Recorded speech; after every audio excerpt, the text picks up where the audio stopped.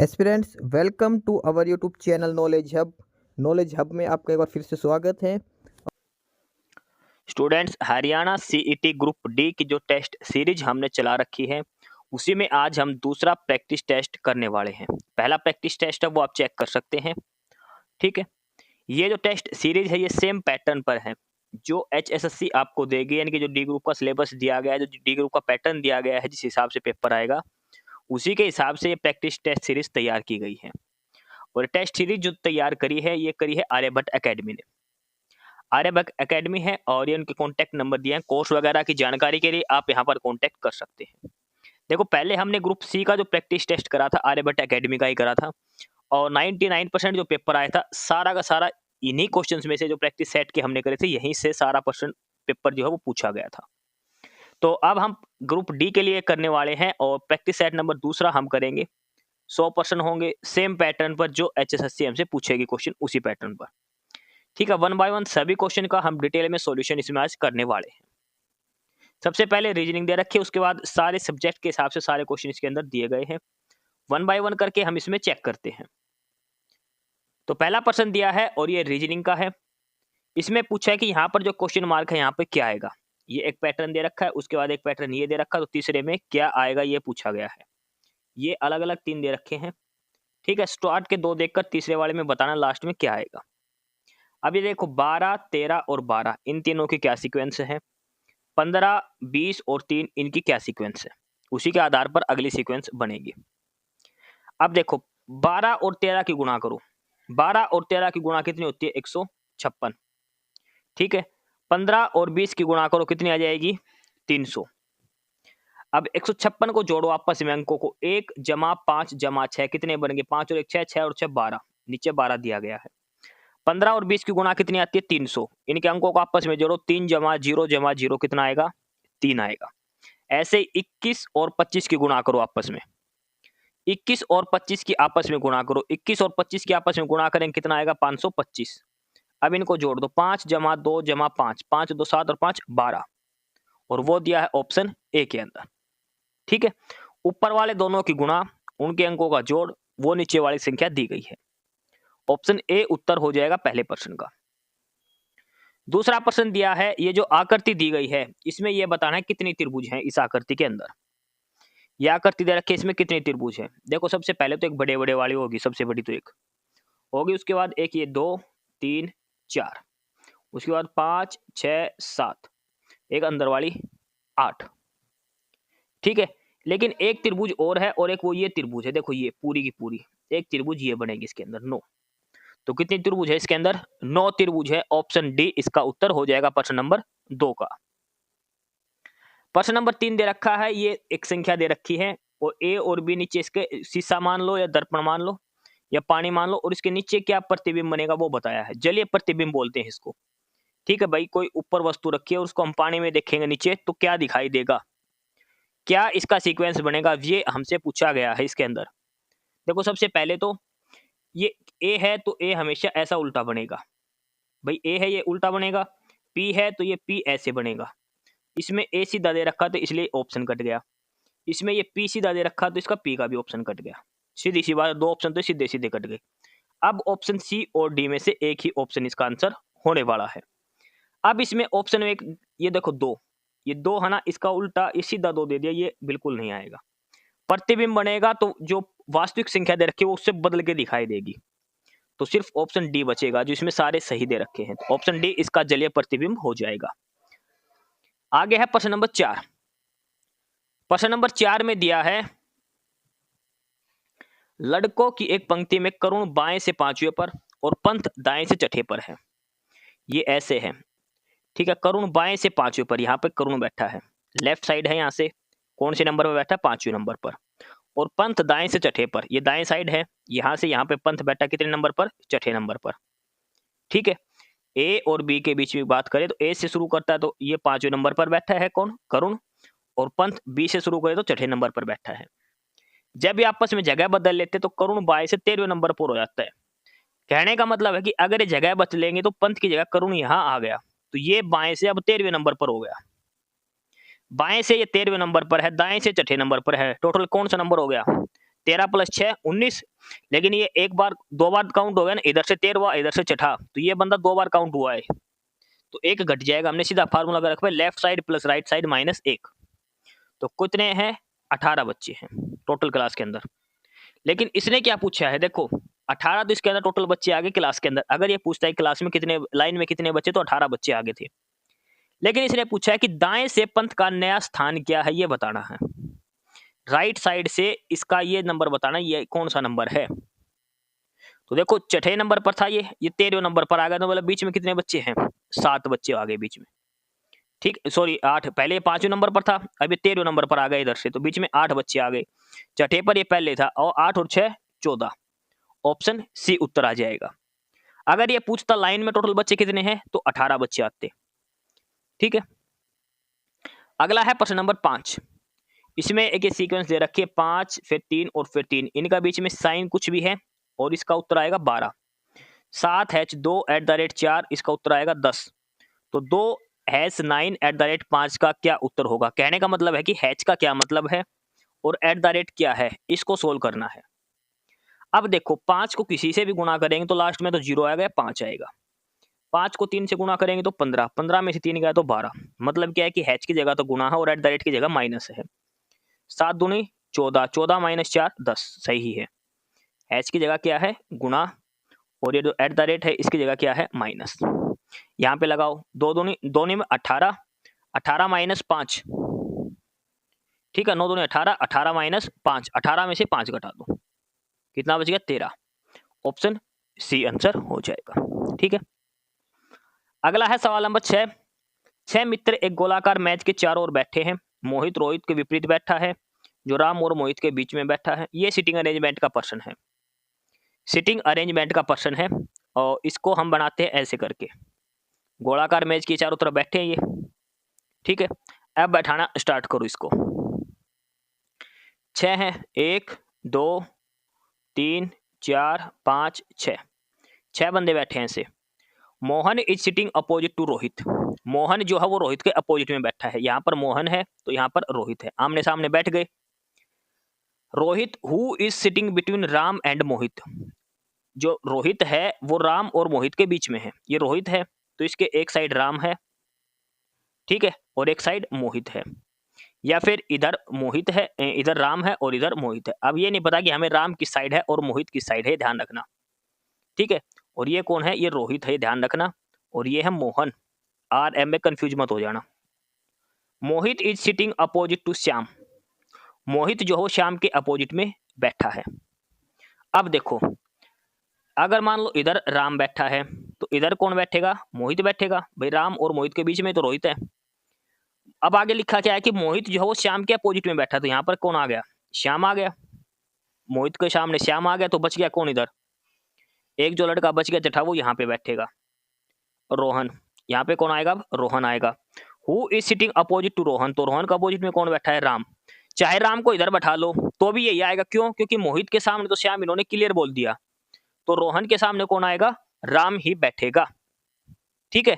चाहे लेफ्ट में ले लो चाहे राइट में, एक उत्तर रहेगा राम, ऑप्शन बी उत्तर हो जाएगा। अगला है, ये सीक्वेंस दे रखी है, इसके आधार पर यहां लास्ट में क्या आएगा, एन एम एल के, यानी कि एक के घटा हुआ पहले लेटर की बात हो रही है। भाई एन से एम, एम से एल, एल से के, तो के से पहले वाला अक्षर क्या आएगा, जे। पहला अक्षर तो क्लियर हो गया, पहला लेटर आएगा जे। दूसरा देखो y में से एक कम x, x में से एक कम w, w में से एक कम v, v में से एक गया तो क्या बनेगा u। अब देखो d से एक कम c, c से एक कम b, b से एक कम a और a से एक कम z। y u z, option A इसका उत्तर हो जाएगा प्रश्न नंबर 7 का। y u z इसका आंसर हो जाएगा प्रश्न नंबर 7 का। प्रश्न नंबर 8 दिया है, यहाँ पे सीक्वेंस जो सीरीज दे रखी है बताओ लास्ट में क्या आएगा। देखो 1 और 7 जोड़ दिया 8, फिर इसमें 8 जोड़ दिया, फिर इसमें 9 जोड़ दिया, इसमें 10 जोड़ दिया, इसमें 11 जोड़ दिया, तो आगे क्या जुड़ जाएगा, 12 जुड़ जाएगा। 46 में से 12 जोड़ेंगे कितना आएगा, 58। 7 8 9 10 11 12 ऐसे इसमें जोड़ रखे हैं। ये एक वेन डायग्राम दे रखा है प्रश्न नंबर 9 के अंदर। लास्ट में इसने पूछा है कि दी गई संख्याएं उस विशेष श्रेणी में व्यक्तियों की संख्या दर्शाती है। इसमें लास्ट में पूछा कि कितने भारतीय खिलाड़ी हैं लेकिन लड़के नहीं हैं, ये इसने पूछा है। कितने भारतीय खिलाड़ी हैं जो लेकिन लड़के नहीं हैं। देखो सबसे पहले भारतीयों के लिए कौन सा है, तो ट्रायंगल प्लेयर्स हैं। इंडियंस के लिए हेक्सागन। ये तो पहली बात तो जो उत्तर होगा वो हेक्सागन वालों में से होगा, क्योंकि भारतीय खिलाड़ी पूछा है। खिलाड़ी के लिए क्या यूज किया गया, ट्रायंगल। तो ऐसी आकृति जो हेक्सागन और ट्रायंगल में दोनों में कॉमन है, तो हेक्सागन और ट्रायंगल के अंदर दो ही कॉमन है, 8 और 10। तीसरा कहा कि वो लड़के नहीं है, और लड़का क्या है, आयत, मतलब आयत के अंदर नहीं आने चाहिए, तो आयत के अंदर 8 है वो नहीं आएगा, तो इसका उत्तर क्या हो जाएगा, 10, जो हेक्सागन और ट्रायंगल का कॉमन है। क्योंकि इसने पूछा लड़के नहीं है, अगर लड़के पूछता तो 8 होता, अगर लड़के नहीं है तो इसका मतलब 10 आएगा। ऑप्शन सी उत्तर हो जाएगा प्रश्न नंबर 9 का। उसके बाद आगे है प्रश्न नंबर 10। प्रश्न नंबर 10 ये वन आरेख दिया गया है, किस किस के बीच में बताना है, पक्षी, बर्ड, एमू और ईगल। तो एमू और ईगल दोनों ही बर्ड है, पहली बात तो ये है, एमू और ईगल दोनों ही क्या है, ये बर्ड है। ठीक है, तो एक सर्कल के अंदर 2 सर्कल आ जाएंगे ये। ठीक है, बाहर वाला तो हो गया बर्ड, और ये अंदर एमू और एक ईगल हो गया। ऑप्शन बी आंसर हो जाएगा। प्रश्न नंबर 11 ये गणित का सवाल है, एवरेज का सवाल है ये गणित का। इसमें दिया है कि एक खिलाड़ी ने 24 पारियों में कुछ औसत रन बनाए। भाई 24 पारियों में कुछ भी एवरेज रही होगी उसकी, ठीक है। 25वीं पारी में उसने 90 रन बनाए, जिससे 25 पारी का औसत 3 अधिक हो गया। तो बताओ 24 पारी तक औसत क्या था। भाई 25वीं पारी में उसने 90 रन बना दिए, और उसकी 25वीं पारी को जोड़कर जो एवरेज है वो 3 अधिक हो गया, समझ गए। तो उसको यह बताना है कि पहले एवरेज कितनी थी 24 इनिंग की। देखो 25 पारियों तक उसकी एवरेज में 3 की वृद्धि हो गई, तो इसका मतलब उसने टोटल कितने रन फालतू बना दिए, 25 या 75 रन फालतू बना दिए। हर पारी के 3-3 अंक जुड़ गए, 25 पारियों में 3 अंक फालतू हो गया औसत, यानी कि 25 या 75। इसने 75 अंक 75 रन फालतू बनाए हैं। तो पहले एवरेज कितनी थी, 90 रन इसमें बनाए हैं, 75 इसने एक्स्ट्रा बना दिए, तो यानी कि पहले एवरेज कितनी थी उसकी, 15 थी। पहले एवरेज 15 थी, अब हर पारी के हिसाब से एवरेज बढ़ के 3-3 की एवरेज बढ़ गई 25 पारियों की, तो 75 रन इसने एक्स्ट्रा बनाए, तो कितनी एवरेज हो जाएगी, नहीं 18। अगर नई एवरेज पूछता तो 18, ये पूछता ना कि 25 पारियों बाद एवरेज कितनी आएगी, तो 18 आएगी। 24 पारियों की एवरेज कितनी है, 15 है, क्योंकि 25 पारियों में एवरेज 3-3 बढ़ गई है सभी के लिए। एक तो तरीका है ये। दूसरा क्या है, भाई ये मान लो उसने 24 पारियों में टोटल कितने एवरेज रन कितने बनाए हैं, एक्स, तो टोटल रन कितने हो गए 24 पारियों के, 24 एक्स रन बना लिए। भाई एवरेज से टोटल से गुणा कर दो, पारी से टोटल रन आ जाएंगे। 25 पारी में उसने एवरेज 3 अधिक हो गया, 25 पारी में जो रन बनाए थे तो एवरेज से 3 अधिक एवरेज हो गई। तो टोटल रन कितने बनाए 25 पारियों में, 25वीं पारी में 25 गुणा एक्स प्लस 3, 25 पारियों के रन हो गए। अब इसने क्या कहा कि ये रन है और ये इसके बीच का अंतर कितना है, 90 रन बनाए हैं, यानी कि 25वीं पारी की एवरेज माइनस 24 पारियों का रन, वो 90 अब इसने बनाए हैं, तो यहां से एक्स का मान 15 आ जाएगा। ठीक है। प्रश्न नंबर 12 नंबर है कि 20, 40, 25 और 30 का एलसीएम बताओ। इनका एलसीएम निकालना सीधा सीधा। भाई सीधा नहीं भी निकालना है तो ऐसी संख्या ले लो जो इनसे कटे, चारों से कटे, और वो आ जाएगी 600। क्या आ जाएगी, 600। ऑप्शन सी उत्तर हो जाएगा। सबसे पहले तो आपको वो देखनी जो संख्या 30 से कटे, 20, 40, 25 का, क्योंकि 3 से कटने वाली संख्या 30 से कटेगी, मतलब जो 30 से कटेगी उस संख्या 3 से तो कटेगी ही कटेगी। ये भी 3 से नहीं कटेगी, ये भी 3 से, ये भी नहीं, सिर्फ 6 ही ऐसी संख्या जो 3 से कटेगी, सीधी सी बात है ये। ठीक है। अगला है प्रश्न नंबर 13। एक निवेशक अपनी पूंजी का आधा भाग 5% पर, 1/4 भाग 10% पर और बाकी 8% पर निवेश करता है। 2 साल बाद उसकी आय 2800 रुपए, तो उसकी बताओ कितने रुपए उसने थे उसके पास। देखो 1/2, 1/4, तो टोटल हमने उसकी पूंजी मान ली। भाई ऐसी संख्या ले लो जो 2 से भी भाग हो और 4 से भी भाग हो, तो उसकी टोटल पूंजी हमने मान ली 8 रुपए। 8 रुपए हमने उसकी टोटल पूंजी मान ली आदमी की। भाई शुरू में उसके पास 8 रुपए थे। अब उसका आधा भाग 5% पर, 8 का आधा भाग करेंगे कितना आएगा, 4। 4 को 5% पर, 4 गुणा 5 प्लस 1/4, 8 का 1/4 कितना आएगा, 1/4 से करेंगे 2, 2 गुणा 10, क्योंकि 1/4 को 10 पर, 4 यहाँ पर दे दिया, 2 यहाँ पर, 6 बच गया कितना, 2 रुपए बच गए 8 से टोटल, उसको 8% पर दे दिया, गुणा में 8, इनको जोड़ दो, 5 चौक 20 जमा 10 दूनी 20, जमा 8 दूनी 16, कितने हो गए 20 दूनी 40, 50 और 6 56, हो गया टोटल रुपए इसके 56। अब इसने क्या कहा है आगे कि उसकी टोटल इनकम अब है वो 2800 रुपए है। कितनी है 2800 रुपए है, लेकिन ये कितने साल के बाद है 2 साल के बाद है। 2 साल के बाद है ये इनकम, ये ध्यान रखना इसने, ठीक है। तो उसको ये बताओ कि शुरू में उसने कितनी पूंजी इन्वेस्ट करी थी। अब ये 56 जो है ये 1 साल के लिए आया, 2 साल करेंगे तो गुना में 2 कर देंगे भाई, 1 साल का है तो ब्याज निकला है, 2 साल का करेंगे तो 56 का दुगुना कितना हो जाएगा 112, ठीक है। हमें यह बताना कि उसकी पूंजी बताओ, यानी कि 8 का मान हमें बताना है, 8 का मान बताना है। और 112 की वैल्यू कितनी दे दी 2800 रुपए दे दी, ठीक है। 112 की वैल्यू दे दी 2800, और 112 2800 बटे में 112 गुना में 8, ये हमारा इसका आंसर हो जाएगा। एक तो तरीका ये, दूसरा है आप इसमें x मान के कर सकते हो भाई, उसने पूंजी थी शुरू में x थी, तो क्या करा आधी पूंजी को 5% पर कितने के लिए 2 साल के लिए, जमा 1/4 जो थी उसको 10% पर कितने टाइम के लिए 2 साल के लिए, जमा बच गई कितनी भाई आधी प्लस 1/4 गई तो बच गई कितनी 1/4 हिस्सा बच गया, लास्ट का 1/4 हिस्सा कितने पर दे दिया 8% पर कितने साल के लिए 2 साल के लिए, क्योंकि टोटल 2 साल के लिए दिया है ना, ये हो गई सारी, बटे में सारे के क्या आ जाएगा 100, और किसके बराबर है ये 2800 के बराबर है। यहाँ से x का मान निकालना है सीधा सीधा, 20,000 रुपए आपका आंसर आ जाएगा, ऑप्शन सी इसका उत्तर हो जाएगा। तो इसमें क्या दिया है कि एक वस्तु का अंकित मूल्य था 1280 रुपए, 1280 का था, उसको 10% पर छूट दे दिया, कितने परसेंट पर बेचा 90% पर बेचा 10% छूट देने के बाद। लेकिन ये कह रहा है कि उसके बाद भी उसको 20% का लाभ हुआ था, तो उस वस्तु का क्रय मूल्य बताना है। अब लाभ हुआ है क्रय मूल्य के ऊपर हुआ है, मतलब ये देखो ये सारा क्या आ गया हमारा कॉस्ट प्राइस आ गया ना, सेलिंग प्राइस इतने पर उसने बेची है छूट देकर, 10% की छूट देकर इस रेट पर बेच दी। लेकिन जो सेलिंग प्राइस है ये दे रखा है 120% की वैल्यू, क्योंकि 20% का लाभ हो रखा है। क्रय मूल्य हमने 100 रुपए मान ले, तो विक्रय मूल्य कितना हो गया 120, और 120 की वैल्यू ये दे दी हमें 100 की निकालनी है, तो क्या हो जाएगा नीचे ऊपर 100 आ जाएगा, नीचे क्या आ जाएगा 120 आ जाएगा, समझ गए, ऊपर 100 आ जाएगा नीचे 120 आ जाएगा, सारा कुछ काट दो। अब 100 से 100 कट जाएगा, 1 जीरो से 1 जीरो कट जाएगी, और ये 3 तिया 9, 3 चौक 12, ये 4 से काट दो, 4 तिया 12, 4 दूनी 8, और इसकी गुणा कर दो 32 तिया ठीक है 96, ऑप्शन बी उत्तर हो जाएगा 960 रुपए।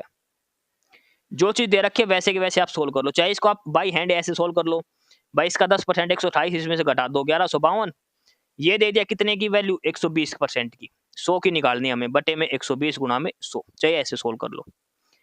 120 क्यों लिया, क्योंकि क्रय मूल्य पर 20% का लाभ हुआ है, यानी कि 100 रुपए की चीज 120 में उसने बेची है, ठीक है 20% का लाभ का मतलब। या फिर ऐसे कर लो भाई, इसका कॉस्ट सेलिंग प्राइस हमारा कितना आ गया था 1152, 10% की छूट देने के बाद। अब लाभ हुआ है 20%, 20% इनकी 1/5, 5 की चीज कितने में बेची 6 में, 6 की वैल्यू दे दी ये, तो हमें 5 की निकालने, तो बटे में 6 गुना में 5, ये निकालना चाहिए, ऐसे निकाल दो, जैसा आपका मन करे वैसे निकाल दो आप। सवाल नंबर 15 है कि एक कैंप में 180 विद्यार्थियों के पास 20 दिन का राशन है, यदि 25 दिन राशन चलाना है तो कितने विद्यार्थियों को छोड़ना चाहिए, कितने विद्यार्थियों को यानी कि वहां से भगा देना चाहिए। अब देखो इसमें मान के चलो कि भाई कितने विद्यार्थी गए ये करना है, तो मान लो स्टार्ट में हमने x विद्यार्थी चले गए, x का मान हमें निकालना है, कितने विद्यार्थी गए x। तो पहले तो ये देखो कि 180 स्टूडेंट थे, और खाना कितने दिन के लिए था 20 दिन के लिए। अब 180 में से x बच्चे चले गए, ठीक है, x बच्चे जाने के बाद खाना कितने दिन चलाना हमें 25 दिन के लिए, ये इसके बराबर हो जाएगा 180 गुणा में 20 बराबर 180 माइनस x गुणा में 25। यहां से x का मान निकालना, तो 25 क्या आ जाएगा नीचे आ जाएगा, 5 चौक 20, 5 5 25, 5 से काट दो, 5 या 15, 5 सिंह 30, 36 चौका 144, ठीक है 144 किसके बराबर आ जाएगा 180 माइनस x, x का मान कितना हो जाएगा 180 में से 44 घटा दो, कितना आ जाएगा 36। तो कितने बच्चे छोड़कर जाने चाहिए 36 बच्चे अगर छोड़कर चले जाएंगे, तो वो राशन 20 दिन की जगह कितना दिन चलेगा 25 दिन चलेगा, ऑप्शन ए उत्तर हो जाएगा प्रश्न नंबर 15 का।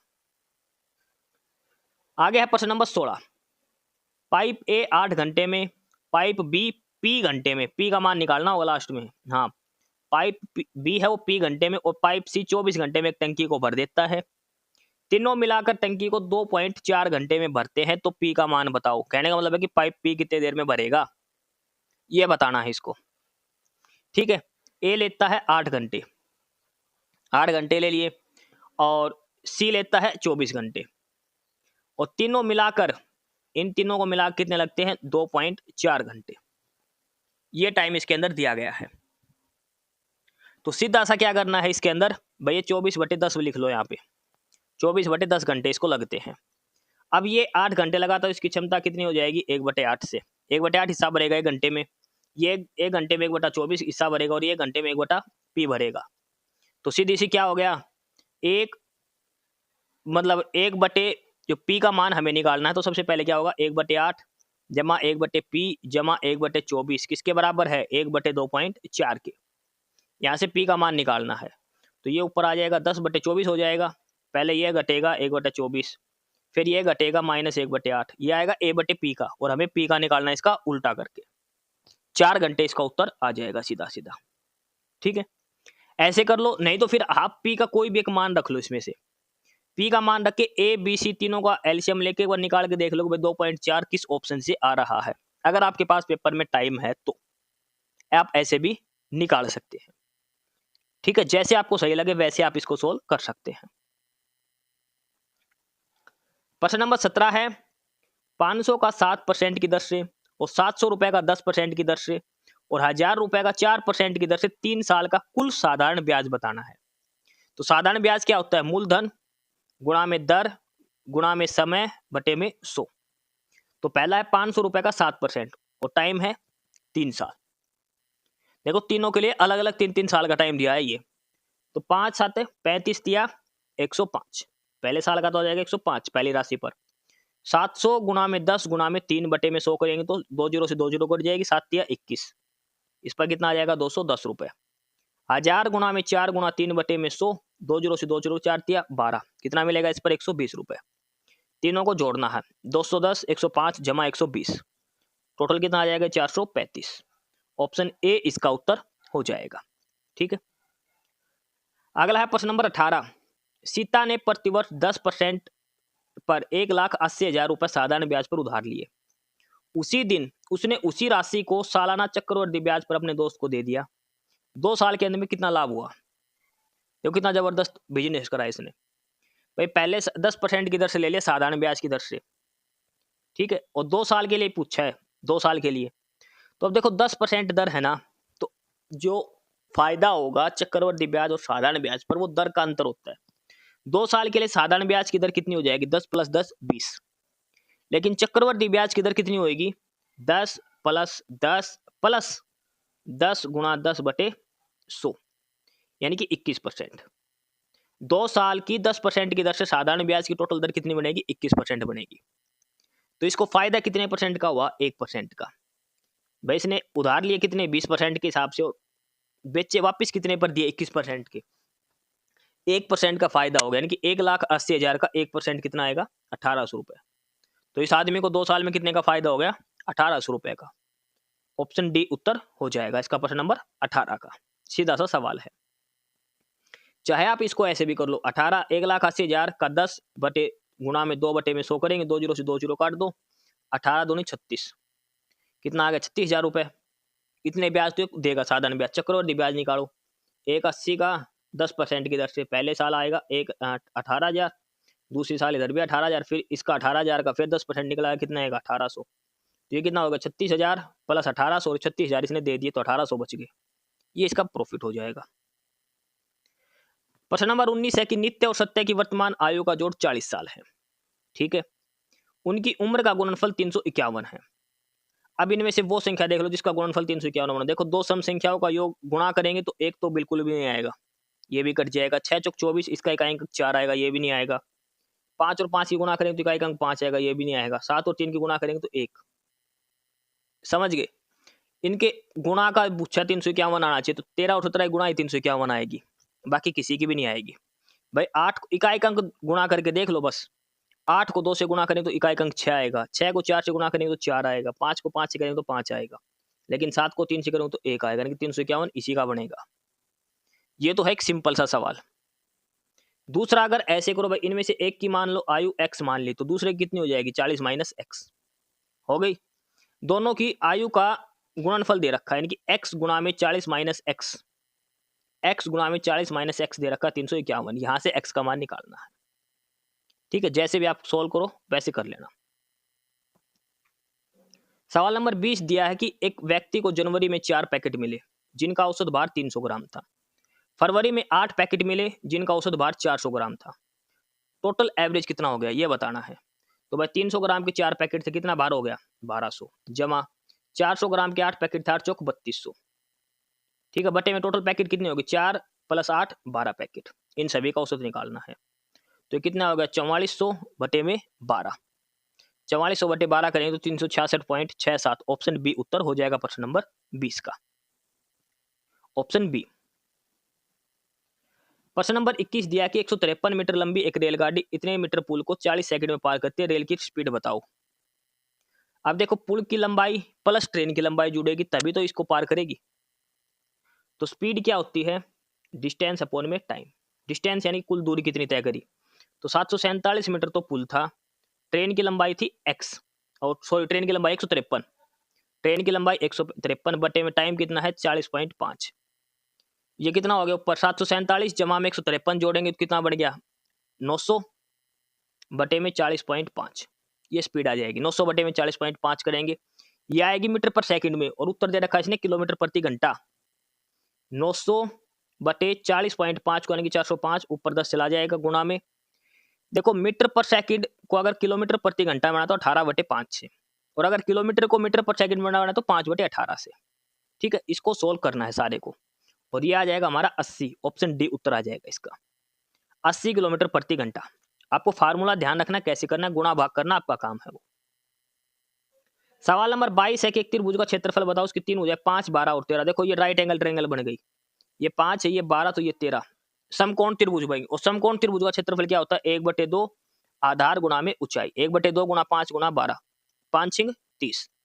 ऑप्शन सी उत्तर हो जाएगा। भाई ये ट्रिपलेट दे रखी है 5 12 और 13 की, 5 का स्क्वायर जमा 12 का स्क्वायर बराबर 13 का स्क्वायर, तो ये समकोण त्रिभुज लगेगी। कोई आपको एक्स वगैरह हीरो का फार्मूला कुछ नहीं लगाना इसके अंदर। आगे सवाल नंबर 23, एक चतुर्भुज के विकर्ण चतुर्भुज की एक भुजा पर 25% झुके हुए हैं, विकर्णों के बीच निर्मित होने वाला न्यून कोण क्या होगा, ये इसके अंदर पूछा है। देखो एक चतुर्भुज है, इसके विकर्ण दे रखे ये ऐसे करके, ये 25 डिग्री पर झुका हुआ है, तो इनके बीच में जो विकर्णों के बीच में जो न्यून कोण बनेगा वो छोटे वाला कोण बताना है। छोटे वाला कोण इसके अंदर ये जो बनेगा वो आपको बताना है। ठीक, आपको ये बताना है कि इसमें छोटे वाला कोण कितना बनेगा। अब अगर जो त्रिभुज ये काटेंगे तो टोटल कोण होता है 180 डिग्री का। ठीक है, एक चतुर्भुज के विकर्ण चतुर्भुज की एक भुजा पर 25 डिग्री झुके हुए हैं। देखो सपोज करो ये हमारा एक रेक्टेंगल है, ठीक है, ये इसका एक विकर्ण हो गया और एक विकर्ण हो गया ये। उसके बाद इसने क्या दिया है, ये बीच का कोण दे दिया यहाँ पे, ये कोण कितना दे दिया 25 डिग्री दे दिया। अब अगर ये 25 डिग्री है तो ये भी 25 डिग्री होगा, यहाँ पे भी 50 हो गया, तो ये ऊपर का कितना बच गया 130 डिग्री बच गया, क्योंकि ये ट्रायंगल बन गई और तीनों कोणों का कितना होता है 180 डिग्री। 25 ये कितना हो गया 50, तो 180 में से 50 गया तो कितना बच गया 130 डिग्री। लेकिन ये बच गया ऑब्ट्यूज एंगल। इसने पूछा न्यून कोण बताना, अधिक कोण 130 डिग्री है तो न्यून कोण कितना हो जाएगा, 180 में से 130 घटा दो कितना बनेगा 50।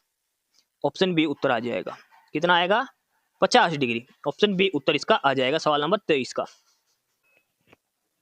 सवाल नंबर 24 है कि 37:71 में प्रत्येक पद में कौन सी संख्या जोड़ने पर या घटाने पर अनुपात 1:3 बनेगा।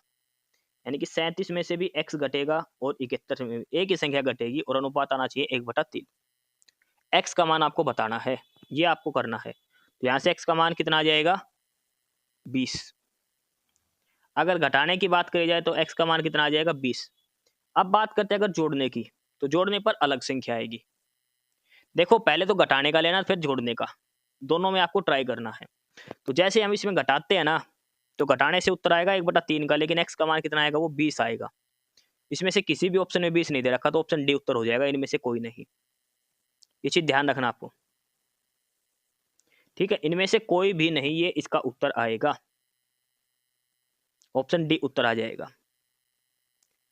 अगला है सवाल नंबर 25। बड़े होने तक आप देश के एक छोटे से गांव में रहते थे। जब आप कॉलेज के लिए गए तो गांव की जनसंख्या 840 थी। आपने हाल में सुना कि गांव की जनसंख्या 5% बढ़ गई, तो वर्तमान में जनसंख्या कितनी हो गई? भैया 840 थी, इसका 5% बढ़ा दो। 840 का 5% यानी कि 5/100 कितना आ जाएगा? ये कितना आ जाएगा? 2 चौके 8, 42। 42 और लोग बढ़ गए, तो यानी 840 पहले थी, 42 और बढ़े, कितना हो गया? 882। ठीक है, 5% जनसंख्या बढ़ानी, तो नई जनसंख्या कितनी हो गई गांव की? 882। Option D. देखो 25 प्रश्न हो गए, 25 सवाल हो गए रीजनिंग के प्लस गणित के। उसके बाद अब आगे पढ़ेंगे जनरल साइंस के। 15 प्रश्न आएंगे जनरल साइंस के। ग्रुप डी के पेपर में जनरल साइंस आएगी 15 नंबर की। इस क्लास की पीडीएफ के लिए आपको डिस्क्रिप्शन बॉक्स में टेलीग्राम चैनल का लिंक है नॉलेज हब 7900 से। आपको knowledge hub Telegram channel join कर लेना, वहां पर काफी सारा स्टडी मटेरियल है, अलग अलग पीडीएफ वहां पर डाल रखी है। ठीक है, नॉलेज हब आपको ध्यान रखना है, टेलीग्राम चैनल ज्वाइन कर लेना है। अब जनरल साइंस के क्वेश्चन यहां से स्टार्ट होते हैं हमारे प्रश्न नंबर 26 से। प्रश्न नंबर 26 पहला प्रश्न है कि इनमें से सबसे अधिक वाष्पशील यौगिक कौन सा है? Most volatile. HF, HBr, HCl और HI। देखो ये फ्लोरीन, क्लोरीन, ब्रोमीन और आयोडीन, ये सारे क्या है? हैलोजन है। हैलोजन जो गैस होती है वो। ठीक है, और इनमें से सबसे स्ट्रॉन्ग बॉन्ड है वो फ्लोरीन की है, सबसे स्ट्रॉन्ग बॉन्ड की बात करें। लेकिन इसे पूछा मोस्ट वोलेटाइल, सबसे अधिक वाष्पशील, यानी कि जिसके अंदर बॉन्ड सबसे कम है इनमें से, तो वो आएगा HCl। मोस्ट वोलेटाइल आएगा HCl, और सबसे कम पूछता ना भाई लीस्ट वोलेटाइल, वो होता हाइड्रोजन के साथ फ्लोरीन। मोस्ट वोलेटाइल पूछा है तो HCl आएगा, ऑप्शन बी इसका आंसर हो जाएगा। ठीक है, प्रश्न नंबर 26 का। प्रश्न नंबर 27 दिया कि स्ट्रक्चरल बायोडिग्रेडेबल डिटर्जेंट क्या होते हैं? जो संरचनात्मक, जो बायोडिग्रेडेबल, जो सर्फ जो बोलते हैं डिटर्जेंट, वो क्या होता है ये? तो ये एक सिंपल चैन होती है एल्कलिन। ठीक है, सिंपल एल्कलाइन स्ट्रक्चर होता है ये। नॉर्मल या जनरल एल्कलाइन चैन इसको बोलते हैं। जो डिटर्जेंट होते हैं बायोडिग्रेडेबल वो। ऑप्शन बी उत्तर हो जाएगा प्रश्न नंबर 27 का। देखो साइंस के प्रश्न लगभग आप कोशिश करना कि इंग्लिश में ही हो, खासकर जो बायो के है और बॉटनी के जो है, जीव विज्ञान और वनस्पति विज्ञान के जो प्रश्न है वो। प्रश्न नंबर 28 दिया है, जो संपीड़ित प्राकृतिक गैस होती है CNG, तो CNG में कौन सी गैस होती है? CNG किसका घटक है? कौन सी गैस CNG का घटक है? ब्यूटेन, इथेन, प्रोपेन या फिर मीथेन? तो वो होती है मीथेन गैस। मीथेन गैस का फार्मूला क्या होता है? CH4 मीथेन का। तो मीथेन जो है वो CNG का एक घटक होती है, मुख्य स्रोत होती है CNG का मीथेन। ऑप्शन सी उत्तर हो जाएगा। घरों में जो यूज करते हैं वो ब्यूटेन यूज करते हैं, ये भी ध्यान रख लेना। प्रश्न नंबर 29 है, ताप एवं दाब की समान अवस्थाओं में विभिन्न गैसों के समान आयतन में किसकी संख्या समान होती है? जब जो टेम्परेचर और जो प्रेशर है, टेम्परेचर और प्रेशर कंडीशन की बराबर है, तो अलग अलग गैसों में जो समान आयतन है उनका, तो उनमें कौन सी संख्या बराबर होती है उनके? न्यूक्लियर की, ओरिजिन की, इलेक्ट्रॉन की या फिर मॉलिक्यूल की? तो जिन गैसों में समान टेम्परेचर प्रेशर पर सेम वॉल्यूम होता है, तो उनके अंदर जो नंबर ऑफ मॉलिक्यूल्स होते हैं वो भी बराबर होते हैं। मॉलिक्यूल्स की जो संख्या है वो बराबर होती है सभी गैसों में, सेम टेम्परेचर प्रेशर पर, सेम वॉल्यूम पर किसकी संख्या बराबर होती है? मॉलिक्यूल्स की। ऑप्शन बी उत्तर हो जाएगा प्रश्न नंबर 29 का। प्रश्न नंबर 30 है, ग्यूमेक्सिन, DDT और bleaching powder, dichloro, diphenyl, trichloro ethane, ये ध्यान रखना इसकी फुल फॉर्म। DDT की फुल फॉर्म पूछता है, डाइक्लोरो डाइफिनाइल, डाइक्लोरो डाइफिनाइल, ठीक है, ट्राइक्लोरोमीथेन, ट्राइक्लोरोमीथेन, ये फुल फॉर्म होती है DDT की। और एक ब्लीचिंग पाउडर, तो इसके अंदर क्या पाया जाता है? इन तीनों के अंदर ग्लेमेक्सिन, DDT और ब्लीचिंग पाउडर, इनके अंदर पाई जाती क्लोरीन गैस। ऑप्शन ए उत्तर हो जाएगा, क्लोरीन। प्रश्न नंबर 30 का। प्रश्न नंबर 31 देखो स्टेटमेंट का क्वेश्चन है, 4 स्टेटमेंट दे रखे, इनमें से कौन सा कथन सही है ये बताना है। सरफेस टेंशन, जो पृष्ठ घनाव वो कम होता है जब हम टेम्परेचर बढ़ाते हैं, तो जैसे जैसे टेम्परेचर बढ़ेगा सरफेस टेंशन कम होगी। पहला कथन बिल्कुल सही दिया है। सरफेस टेंशन यानी कि पृष्ठ तनाव जैसे जैसे बढ़ेगा टेम्परेचर कम होगा उसके हिसाब से। अगर टेम्परेचर बढ़ गया तो सरफेस टेंशन कम होगा, यानी कि एक दूसरा इनवर्सली प्रोपोर्शनल है। टेम्परेचर और सरफेस टेंशन एक दूसरे के इनवर्सली प्रोपोर्शनल है। ताप घटने पर पृष्ठ तनाव घटता है, ये भाई दूसरा तो गलत होना ही है, पहले वाला सही है तो दूसरा गलत होगा ही होगा इसमें। तीसरा है कि सरफेस टेंशन डिस्ट्रॉय हो जाती है क्रिटिकल टेम्परेचर पर। तीसरा और चौथा ऑप्शन एक साइड दे रखा है, तो इसमें जो सही है वो दे रखा है ये तीसरा और चौथी statement. Surface tension critical temperature के ऊपर आकर खत्म हो जाती है, नेस्ट हो जाती है। तो पहला, तीसरा और चौथा ये तीनों सही है। भाई तीसरा और चौथा तो सेम हो गया, तो पहला और तीसरा या फिर पहला और चौथा जो भी ऑप्शन में दे रखा वो हमारा उत्तर हो जाएगा। तो ऑप्शन ए के साथ ऑप्शन डी दिया है, ये ऑप्शन डी आंसर हो जाएगा। डी और ए स्टेटमेंट सही है।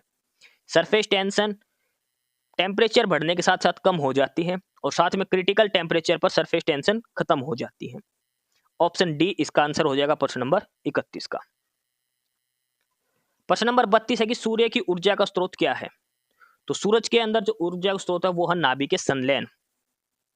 नाभिकीय संलयन, दो हाइड्रोजन एटम मिलकर एक हीलियम मॉलिक्यूल का निर्माण करते हैं सूरज के अंदर। नाभिकीय संलयन अभिक्रिया सूरज के अंदर होती है। ऑप्शन बी उत्तर हो जाएगा प्रश्न नंबर 32 का। प्रश्न नंबर 33 है कि इंटीग्रेटेड सर्किट जो आईसी चिप जिसको हम बोलते हैं, a group of electronic circuit built on a small plate and is made up of. जो एक आईसी चिप होती है ना, जो हमारी इंटीग्रेटेड सर्किट जो बोलते हैं कंप्यूटर का नाम हम यूज करते हैं, तो वो किसकी बनी होती है? कॉपर की, सिलिका की, सिलिकॉन की, क्रोमियम की। तो ये बनी होती है किसकी? सिलिकॉन की। कंप्यूटर वगैरह, मोबाइल वगैरह सबसे इंपॉर्टेंट है आईसी चिप, और वो किसकी बनी होती है? सिलिकॉन की। सिलिकॉन सिटी किसे कहा जाता है? बेंगलोर को। इसको कहा जाता है बेंगलोर को सिलिकॉन सिटी ऑफ इंडिया कहा जाता है। तो आईसी चिप वगैरह किसकी बनी होती है? सिलिकॉन की। ऑप्शन बी उत्तर हो जाएगा प्रश्न नंबर 33 का। प्रश्न नंबर 34 है कि wavelength of violet colour light कितना है। वायलेट कलर की जो लाइट होती है, वायलेट यानी कि बैंगनी रंग, वायलेट कलर की वेवलेंथ कितनी होती है? तो चार ऑप्शन दिए हैं, तो ये आपको इसमें से बताना है कि कितनी होती है। 10 से 11 पिकोमीटर, 1 से 10 माइक्रोमीटर मिलीमीटर, 390 से 455 नैनोमीटर, 230 से 310 पिकोमीटर। देखो पिको का मतलब 10 की पावर -15, नैनो का मतलब 10 की पावर -9, मिली का मतलब 10 की पावर -3। ठीक है, तो आपने बताना कि क्या होती है उसकी नैनोमीटर के अंदर। तो लगभग जो अप्रोक्सीमेट जो होती है ना, एग्जैक्ट अगर हम बात करें तो वो होती है 380 से लेकर 450 नैनोमीटर की। 380 से लेकर 450 यानी कि ऑप्शन सी दे रखा है 390 से 455 नैनोमीटर, ये होती है वेवलेंथ वायलेट लाइट की। ठीक है, ये वायलेट लाइट की जो है वो वेवलेंथ होती है, वायलेट यानी कि बैंगनी रंग की। सबसे अधिक वेवलेंथ पूछे किस लाइट की होती है, तो सबसे अधिक वेवलेंथ होती है रेडियो लाइट की, रेडियो वेव की, फिर माइक्रोवेव की, फिर इंफ्रा की, फिर विजिबल, फिर अल्ट्रावायलेट। सबसे कम होती है गामा, सबसे कम वेवलेंथ होती है गामा वेव की, सबसे कम, और सबसे अधिक होती है रेडियो वेव की। ध्यान रखना, सबसे अधिक रेडियो वेव की होती है और सबसे कम होती है गामा वेव की वेवलेंथ। प्रश्न नंबर 35 है कि समुद्र में डूबी हुई वस्तुओं का पता लगाने के लिए किसका उपयोग किया जाता है। जो भी समुद्र के अंदर कोई भी वस्तु गहराई में डूबी हुई है तो उसका पता लगाने के लिए किसका प्रयोग किया जाता है? ऑडियोमीटर, सेक्सटेंक्स, गैल्वेनोमीटर या फिर सोनार। तो वो हम यूज करते हैं सोनार का। जो पनडुब्बी वगैरह जो होती है ना, उसमें सोनार लगा होता है। सोनार की फुल फॉर्म क्या है? Sound navigation and ranging. Sound navigation and ranging, ये जो भी समुद्र के अंदर जो भी वस्तुएं हैं नीचे, उनका पता लगाने के लिए सिग्नल भेजा जाता है ऊपर से नीचे, और वो उस वस्तु से टकराकर वापस आके हमें बताता है। फिर ये पता चलता है कितनी गहराई पर कोई ऑब्जेक्ट है, क्या उसकी लंबाई है। Sonar, sound navigation and ranging. Option D उत्तर हो जाएगा प्रश्न नंबर 35 का। प्रश्न नंबर 36 है कि एक वैज्ञानिक विषाणु रोग ग्रसित पादप के वायरस का अध्ययन करना चाहता है। इसके लिए उसे निम्नलिखित क्या करना चाहिए, जिसके लिए कौन सा पादप का भाग नहीं है? A scientist wants to study the virus of a plant infected with a viral disease. For this, he wants to do the following. For this, he should not use which of the following plant parts. कहने का मतलब है कि भाई एक पौधे के अंदर कोई विषाणुग्रस्त रोग हो गया, कोई वायरस से बीमारी हो गई। अब उसको पता लगाना है कि भाई कौन सी बीमारी है, तो पौधे का कौन सा हिस्सा ऐसा है जिसका प्रयोग उसे नहीं करना चाहिए। जिसका प्रयोग उसे नहीं करना चाहिए। मैरो, न्यूरिशमेंट और कोरुगेटेड और सूट इनिशिएटेड। तो ये आएगा प्रो आग्रह, ऑप्शन बी उत्तर आ जाएगा। ठीक है, कुछ नाम ही इस उटपटांग से दे रखे, जीव विज्ञान का सॉरी वनस्पति विज्ञान का है। प्रश्न नंबर 37 का है पहला प्रश्न, ये काफी अच्छा प्रश्न है, कई बार पेपर के अंदर पूछा गया ये भी। Who invented vaccine? Who invented vaccine, ये आपको बताना है। चार नाम इसके अंदर दिए हैं, सिम्पसन, फ्लेमिंग, एडवर्ड जेनर और क्रिश्चियन बार्नार्ड। तो सबसे पहले जो वैक्सीन बनाई थी, वो बनाई थी एडवर्ड जेनर ने। एडवर्ड जेनर ने सबसे पहले वैक्सीन बनाई थी 1796 में। और किसकी बनाई थी इसने? स्मॉल पॉक्स की। सबसे पहले वैक्सीन बनाई थी एडवर्ड जेनर ने।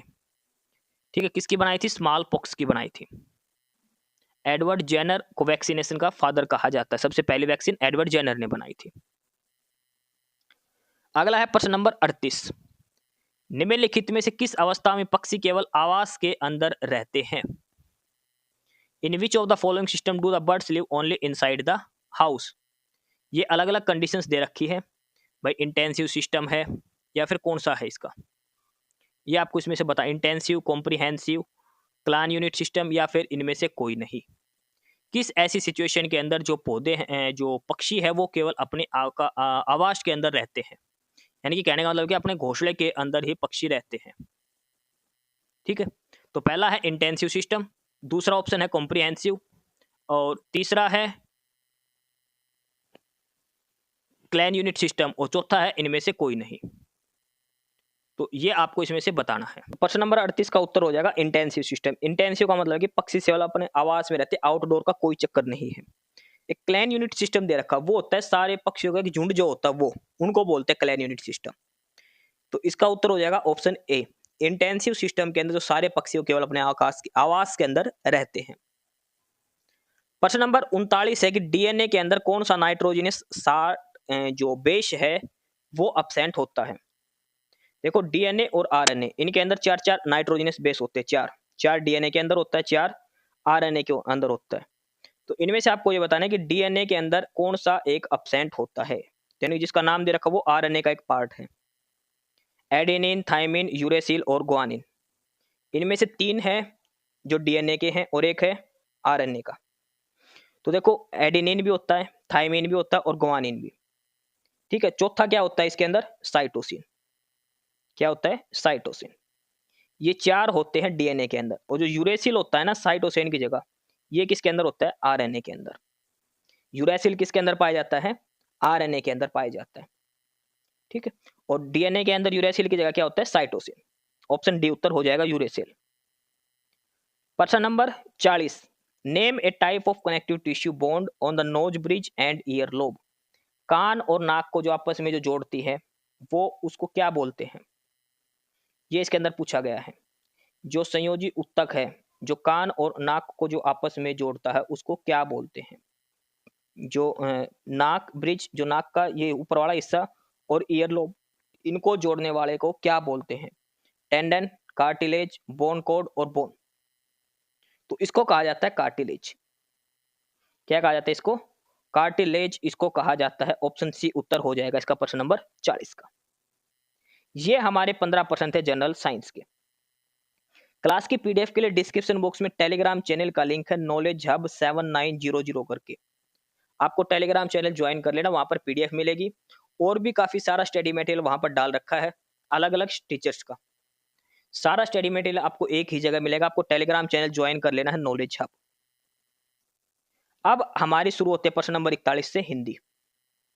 प्रश्न नंबर 41, और अब हम यहां से शुरू करते हैं अपनी हिंदी का। हिंदी का पहला प्रश्न दिया है प्रश्न नंबर 41 में, अच्छा अर्थ वैशिष्ट बताने वाला उपसर्ग कौन सा है? यानी कि इसमें से कौन सा उपसर्ग है जिसका अच्छा अर्थ निकलेगा, मतलब जिसके आगे ये उपसर्ग लगा दे तो उसका मतलब होता है अच्छी बात बताना। तो वो होता है सु, जैसे सुयोग, सुशील, सुप्त, सुबुद्धि, सुपुत्र, सुगम। तो कौन सा उपसर्ग होता है? वो होता है सु। सु उपसर्ग जो अच्छा अर्थ देता है। प्रश्न नंबर 42 है, निम्नलिखित में से कौन सा संधि युक्त शब्द सही नहीं है? चार संधि विच्छेद कर रखे हैं, संस्कृति का, उल्लास का, परोपकार और निरर्थक। तो किसका गलत किया है वो बताना आपको। संस्कृति का सम प्लस कर्ति सही है। उल्लास का उत प्लस लास ये भी सही है। परोपकार का पर प्लस उपकार ये भी सही है। निरर्थक का नीर प्लस अर्थ ये गलत है। निरर्थक का जो है ये गलत दिया गया है। निरर्थक वाले का क्या आएगा, नी के पीछे उपसर्ग आएंगे दो, सॉरी उपसर्ग, हाँ छोटा नी आएगा, और ये आगे छोटा नी है तो यहाँ पे भी छोटा नी आएगा, छोटा नी और पीछे उपसर्ग, नी प्लस अर्थक निरर्थक। तो क्या उत्तर हो जाएगा, ऑप्शन डी जो गलत दिया है। प्रश्न नंबर 43 है कि कौन सा विलोम युग्म सही नहीं है, यानी कि एक दूसरे को विलोम दे रखे हैं। जैसे प्रवर्ती का विलोम क्या होता है, निर्वर्ती, बिल्कुल सही। बोधगम्य का विलोम क्या होता है, दुर्य। देखो ये आपको ध्यान याद करने हैं, पेपर के अंदर सीटी के अंदर पूछे गए थे विलोम शब्द भी, ये आपको इनका मतलब भी याद होना चाहिए, किसका क्या अर्थ है। बोधगम्य का विलोम होगा दुर्य, सूरता का होगा भीरुता। शलाघा का आत्म प्रशंसा ये गलत दिया है। शलाघा का आत्म प्रशंसा ये इसका पर्यायवाची है। क्या है ये इसका पर्यायवाची, हमें इसका विलोम बताना है, तो इसका विलोम क्या होगा, निंदा। ठीक है, शलाघा आत्म प्रशंसा ये दोनों तो आपस में पर्यायवाची शब्द दिए गए हैं, तो ऑप्शन सी गलत हो जाएगा। प्रश्न नंबर 44 निम्नलिखित में कौन सा एक शुद्ध वाक्य है, शुद्ध वाक्य बताओ। फल बच्चे को काट कर खिलाओ, फल बच्चे को काट कर खिलाओ, बच्चे को काट कर फल खिलाओ, काट कर फल बच्चे को फल काट कर खिलाओ। ये ऑप्शन सी पर जो वाक्य दिया है ये बिल्कुल शुद्ध वाक्य दिया है, बच्चे को फल काट कर खिलाओ। प्रश्न नंबर 44 का ऑप्शन सी उत्तर हो जाएगा। प्रश्न नंबर 45 है सर्प, मेघ, हरिण किस शब्द के अनेकार्थी हैं। सर्प, मेघ और हरिण, हिरण नहीं हरिण है, किसके अनेकार्थी हैं, तो यह है सारंग के। सारंग, सर्प को भी सारंग कहते हैं, सारंग मतलब मेघ भी होता है और हरिण भी होता है। ऑप्शन ए उत्तर हो जाएगा प्रश्न नंबर 45 का।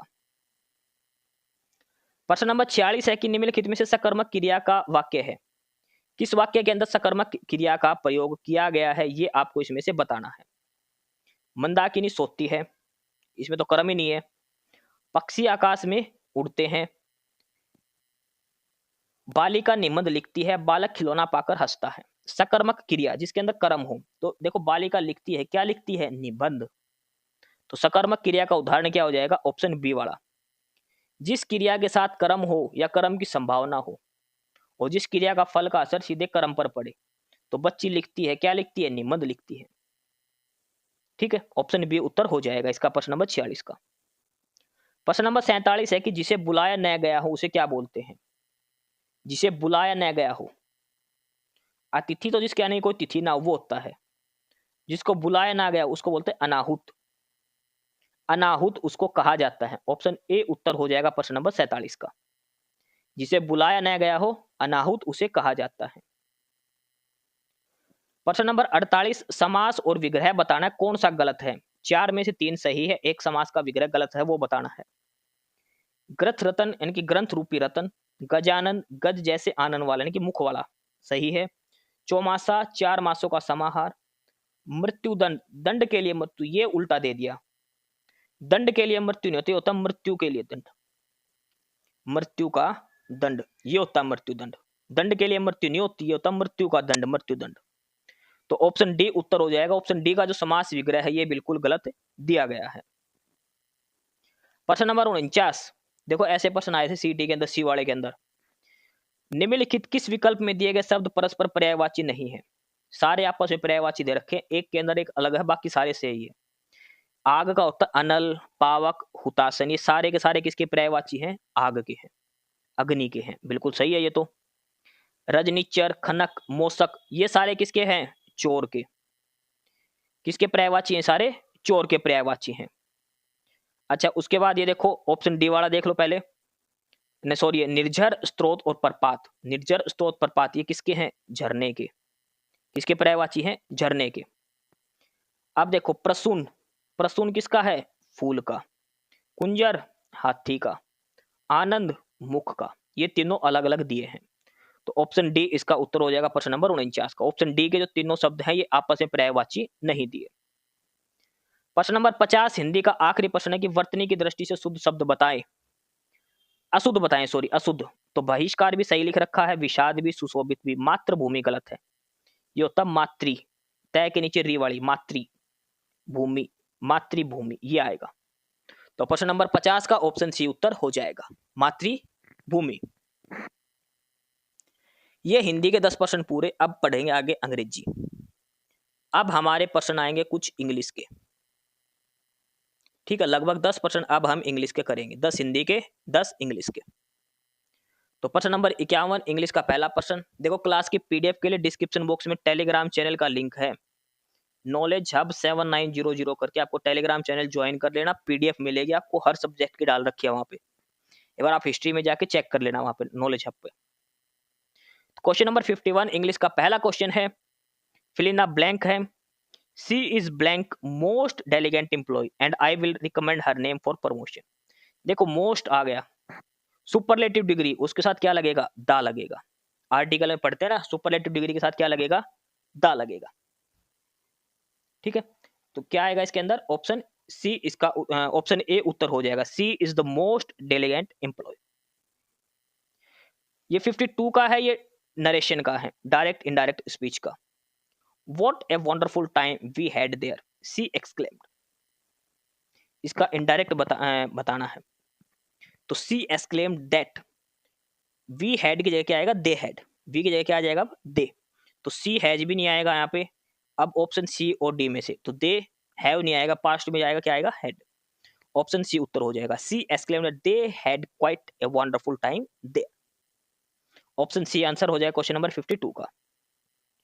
53 का है, इसमें भी आपको फिल इन द ब्लैंक करना है, there was a time when West Germany was a distinct blank. तो क्या आएगा यहां पर, तो West Germany was distinct polity, option B answer हो जाएगा क्वेश्चन नंबर 53 का। आगे है क्वेश्चन नंबर 54 और इसमें बताना है point out the incorrect sentence. 4 sentence दे रखे हैं, कौन सा सेंटेंस गलत है वो आपको बताना है। पहला है कि वन बच्चा does not fear many ship. देखो शिप सही है ये बिल्कुल, शिप्स नहीं होता है, शिप ही आएगा, शिप मानी भेड़, सही है ये बिल्कुल।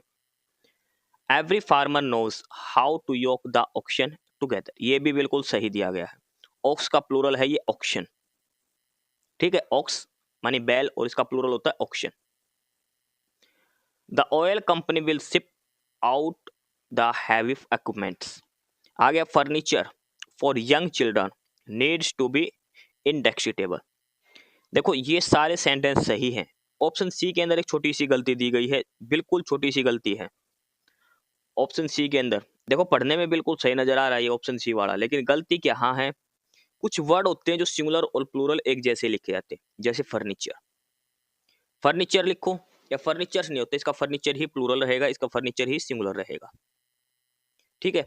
सेम ऐसे के ऐसे एक और वर्ड है जैसे शिप, शिप इसका प्लूरल भी शिप ही रहेगा, लेकिन एक दे रखा है यहाँ पे इक्विपमेंट, इक्विपमेंट का प्लूरल इक्विपमेंट ही होता है, इक्विपमेंट्स नहीं आएगा, इसमें एस लगा रखा है, एस लास्ट में नहीं आएगा, इक्विपमेंट का प्लूरल इक्विपमेंट ही होता है, बिल्कुल छोटा सा एरर है इसके अंदर, प्लूरल नाउन वाला एरर है सिर्फ, फर्नीचर का फर्नीचर ही होगा प्लूरल, शिप का शिप ही होता है, ऑक्स का ऑक्शन होता है, तो इक्विपमेंट का इक्विपमेंट ही होता है, एस नहीं लगेगा।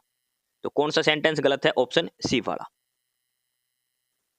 आगे question number 55, Jason's father is coming from Singapore today, her father is a, भाई जिसन के पापा आ रहे, तो इसमें जो फादर वर्ड जो दिया है ये क्या है, कौन सा जेंडर है, ये मैस्कुलिन जेंडर है, न्यूट्रल जेंडर है, फेमिनाइन जेंडर है या फिर कॉमन जेंडर है, ये बताना है।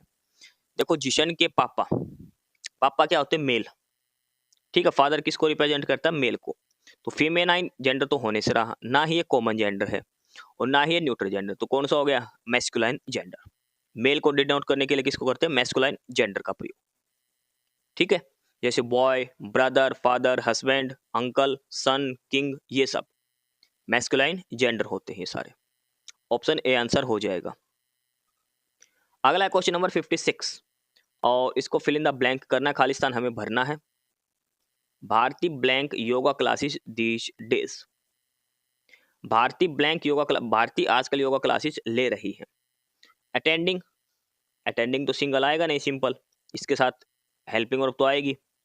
हैज अटेंडिंग, हैज के साथ क्या आता है, वर्ब की थर्ड फॉर्म आएगा, तो अटेंडिंग यहाँ पे भी नहीं आएगा, ठीक है। उसके बाद ऑप्शन सी क्या दिया है, इज अटेंडिंग, और ऑप्शन डी दिया है हैज बीन अटेंडिंग। देखो इसमें सिंपल ये लिखा है कि attend yoga classes these days, इसमें ये नहीं रखा सिंस 5 डेज या 10 डेज ऐसे। अगर सिंस या फॉर का कहीं प्रयोग होता तो आता हैज बीन अटेंडिंग। सेंटेंस के अंदर सिंस या फॉर का कहीं प्रयोग नहीं किया गया है, तो इसलिए क्या आएगा, is attending, present continuous tense आएगा। ठीक है, Bharti is attending yoga classes these days. अगर वहां पर सिंस या फॉर होता दीज डेज से पहले तो आता हैज बीन वाला। ठीक है, तो इसका करेक्ट आंसर हो जाएगा option C, is attending. Question number 57 है एक्टिव वॉइस और पैसिव वॉइस। सेंटेंस दिया है I remember them taking me to the zoo, I remember them taking me to the zoo. इसका पैसिव वॉइस करेंगे तो I remember being taken to the zoo, taking का क्या हो जाएगा थर्ड फॉर्म और बी की बीइंग, ऑप्शन सी आंसर हो जाएगा। 57 का ऑप्शन सी आंसर हो जाएगा, इसका करेक्ट जो पैसिव वॉइस आएगा वो। ठीक है, क्वेश्चन नंबर 58 है, नरेशन का है, डायरेक्ट इनडायरेक्ट का। Anju said to Vijay you can stay with us whenever you are in Delhi. अब क्या आएगा, अंजू सेड टू का क्या हो जाएगा टोल्ड, अंजू टोल्ड विजय, अंजू टोल्ड विजय। ठीक है, दैट यू कैन, अब यू का किस में चेंज हो जाएगा, शी में, यू किस में बदल जाएगा, सी में, क्योंकि विजय क्या है फीमेल है। सी या फिर ही कुछ भी हो वो तो कोई दिक्कत नहीं, लेकिन इसमें सभी में शी दे रखा है, शी आएगा, तो यहाँ पर यू दे रखा है, तो मतलब ऑप्शन बी एलिमिनेट हो गया। कैन स्टे, कैन का किस में चेंज हो जाएगा, कुड के अंदर, तो यहाँ पे कैन ये भी कट गया। अब ऑप्शन ए या डी बच गया, she could stay with S, S का क्या हो जाएगा देम, ये भी देम है, with them whenever she was in Delhi, you are in Delhi, यहाँ पे यू दे दिया, देखो ये गलत है, she was in Delhi, option A इसका करेक्ट आंसर हो जाएगा। Anju told Vijaya that she could stay with them whenever she was in Delhi, you are in Delhi का मतलब विजया को कह रही, तो मतलब सी वाज इन दिल्ली, जब भी वो दिल्ली में रहेगी। क्वेश्चन नंबर 59 है, और इसका आपको अपोजिट मीनिंग बताना है, अपोजिट यानी कि एंटोनियम आपको इस वर्ड का बताना है। ठीक है, और वर्ड दिया है रेलिंक्विश, रेलिंक्विश का मतलब क्या होता है, relinquish means voluntary cease to keep or कॉम क्लेम। ठीक है, अपनी इच्छा से त्याग करना किसी चीज का, कहने का मतलब ये है गिव अप, त्याग कर देना। तो इसमें से होता है रिटेन, रिटेन मतलब अपने पास रखना किसी चीज को। ठीक है, रेलिंक्विश मतलब अपनी इच्छा से किसी चीज का त्याग करना, रिटेन मतलब जैसे आईपीएल में प्लेयर रिटेन करते हैं ना भाई, मतलब उन्होंने अपने प्लेयर वापस अपने पास रख लिए, इसका मतलब क्या होता है त्याग करना, और इसके पास मतलब होता है अपने पास वापस रखना। तो ये एंटोनियम पूछा, अपोजिट वर्ड, ऑप्शन बी इसका आंसर हो जाएगा, रेलिंक्विश का। ठीक है, अगला है question number 60, last person English का, और अपोजिट वर्ड बताना है एरोडाइट का। एरोडाइट मीन्स क्या होता है, ग्रेट नॉलेज, पढ़ा लिखा विद्वान जो बोलते हैं जिसको, वो होता है एरोडाइट, पढ़ा लिखा विद्वान।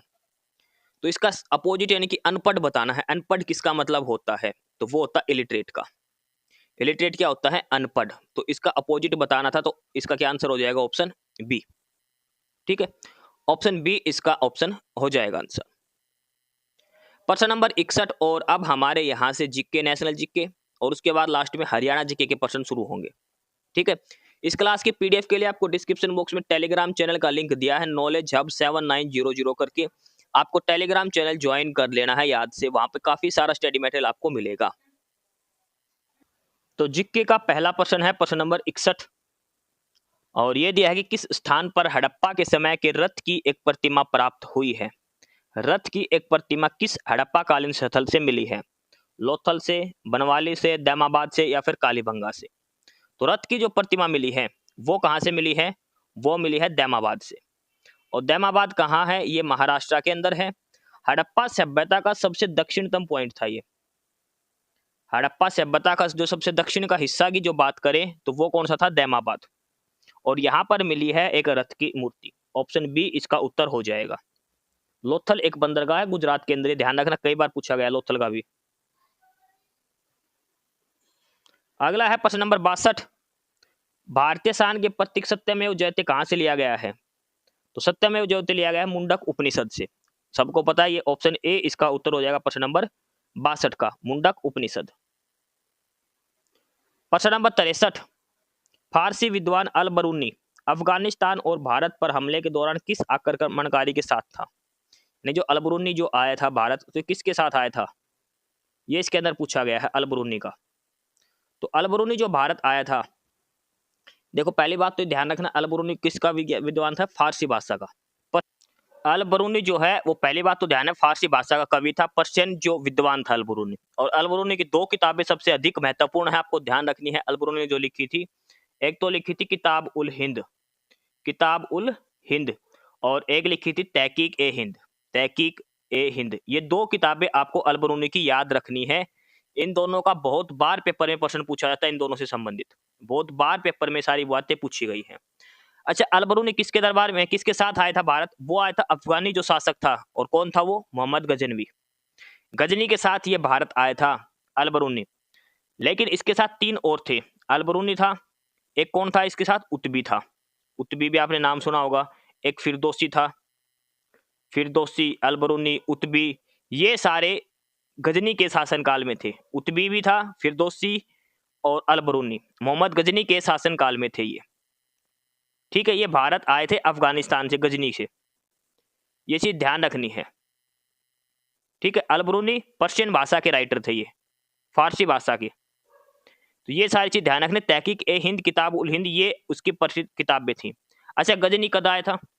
गजनी की अगर बात करें भारत कब आए थे? 1971 के आसपास आया था। 1971 से लेकर 1030 तक इसने भारत पर कई बार आक्रमण किया था। वैसे तो देखो 1971 से 1030 इसका शासनकाल था, और 1000 से लेकर 1027 तक इसने भारत पर 17 बार आक्रमण किया था मोहम्मद गजनी ने।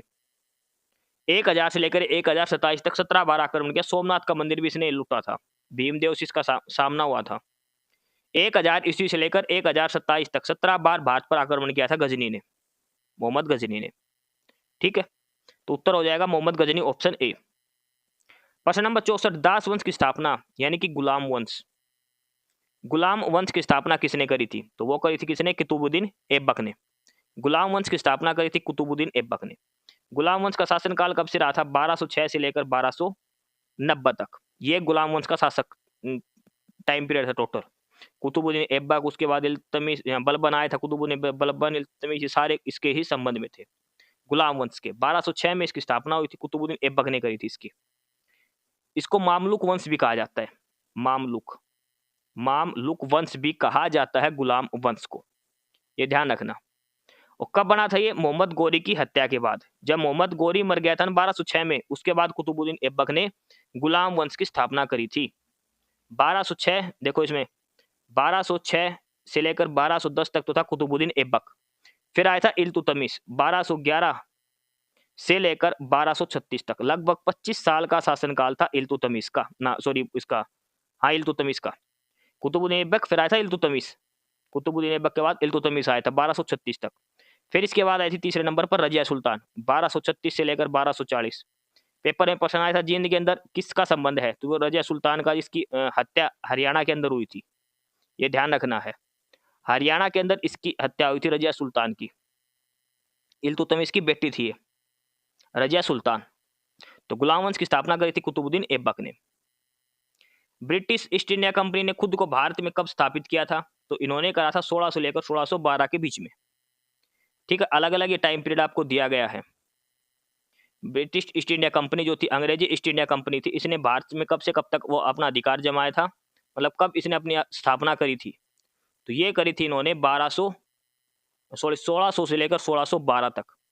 मुख्य रूप से कब आए थे ये? इन्होंने स्थापना सबसे पहले करी थी 31 दिसंबर 1600 से, 31 दिसंबर 1600 तब इन्होंने अपनी स्थापना करी थी मुगल सम्राट अकबर के काल में। ठीक है, 1600 में एक ईस्ट इंडीज का व्यापार के एक ब्रिटिश ईस्ट इंडिया कंपनी की स्थापना करी। किसके लिए आए थे ये? सबसे पहले मसाला के व्यापार के लिए, मसाला जो होते हैं ना मसाले, उसके व्यापार के लिए आए थे भारत में।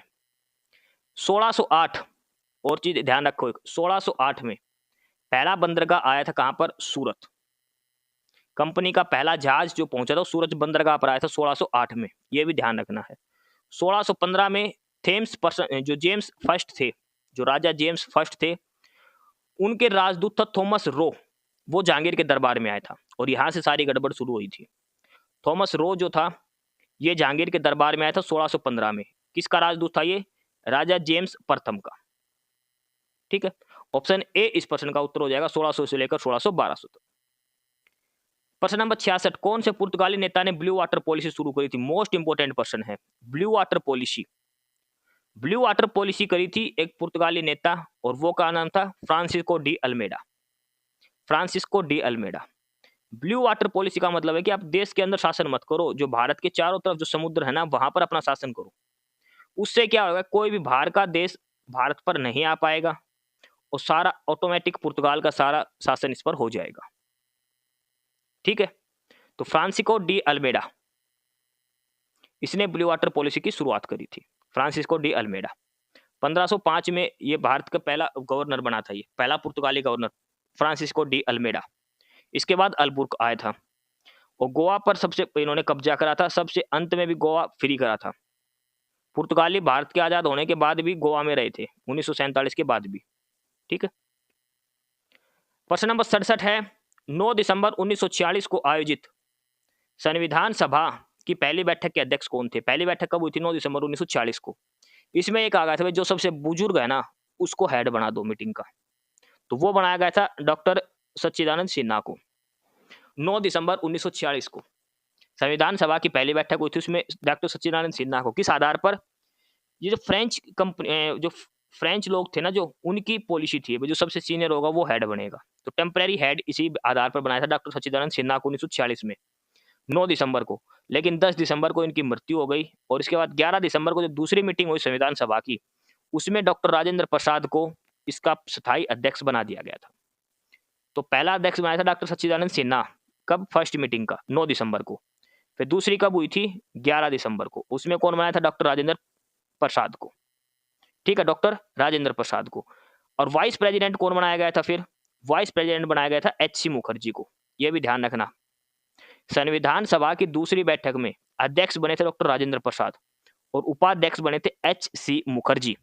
ये ध्यान रखने ना, 11 दिसंबर 1940 को। अगला है प्रश्न नंबर 68, संविधान सभा भारतीय संविधान की मसौदा समिति के सदस्य नहीं थे, यानी कि ड्राफ्टिंग कमेटी।